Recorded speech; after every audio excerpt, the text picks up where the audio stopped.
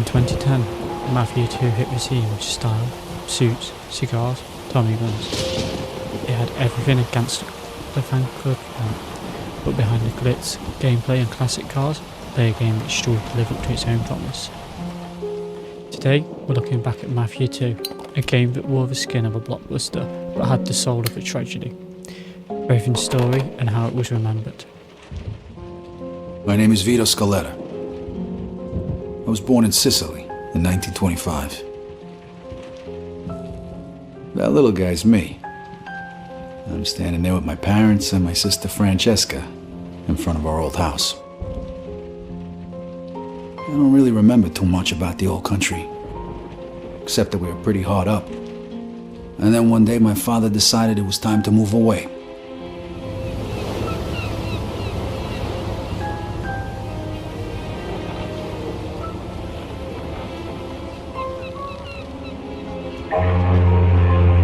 Away from Sicily, across the ocean, to start a new life in America. To understand Mafia II, you have to go back to its predecessor. The original Mafia in 2002 was a cult hit, brutal, grounded and soaked in cinematic storytelling.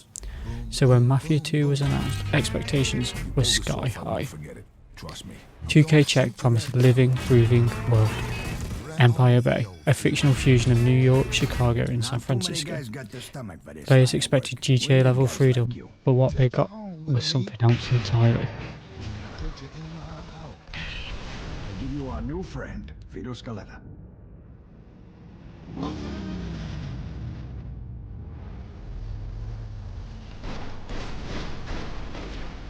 Where'd you get all this money, Vito? Let's get this straight. Mafia 2 is not an open world game. It looks like one, feels like one, but it's really a linear, narrative-driven experience rather than an open world code. Story missions are tightly scripted. You wake up, eat breakfast, get a phone call and head out to do your work.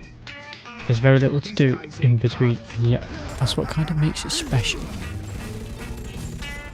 Vito Scaletta's story isn't about a power fantasy, it's a rise and fall tragedy. The game doesn't glorify the mob, it humanises it, and that sets it apart. If there's one thing Mafia 2 absolutely nailed, it's the vibe. The soundtrack alone, Sinatra, Little Richard, Chuck Berry, it's like stepping into a time machine. Empire Bay might be empty on activities, but it's rich in field. Period accurate cars, clothes, radio ads, it's all deeply immersive, and during winter, few games capture atmosphere like this one does. Gentlemen, this is Vito Scaletta. Vito, know that this family of ours is a secret. Our family means more to you from now on than your own family. Gentlemen, I give you our new friend, Vito Scaletta.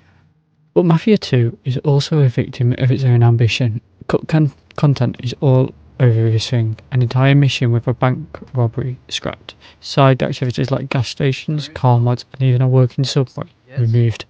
Why? Reports suggest 2K was forced the devs to cut huge chunks due to time and budget constraints, and it shows. By the time the credits roll, it feels like the game almost became what it wanted to be, but not quite.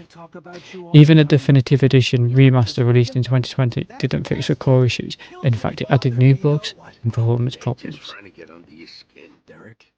Hey, stop pointing that gun at me. What the hell happened with my father, Derek? Not so what? Who are you gonna trust, me or these now unemployed losers? Your dad. No. Get that fuck before he runs away. Despite everything, Mafia 2 built a legacy for many fans. It's peak of the series, not because of gameplay depth, but because of how personal it feels. Vito isn't a hero, Joe isn't comic relief. These are tragic figures in a cold, uncaring world, and that's rare in games, especially ones that look like this. Even today, modders and fans keep it alive. HD texture packs, restored cut content, full-on fan rewrites. There's a quiet love for this game, and it's earned. This is for Marty.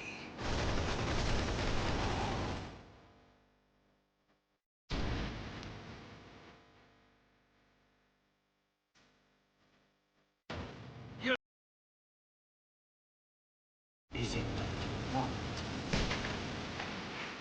Mafia 2 is a flawed masterpiece, cinematic experience wrapped in limitations, but those limitations give it character. It's a story of Vito Scaletta, but also a story of a game that deserved more. It didn't become a mega hit, it didn't spawn a GTA killer, but it did become something arguably more important, a cult classic. And that's why 15 years later, people are still talking about Mafia 2. This one. What are your memories of Mafia 2? Drop a comment below. Did you love it, hate it, or never played at all? And if you enjoyed this retrospective, hit that like button and subscribe for more deep dives into gaming's forgotten gems.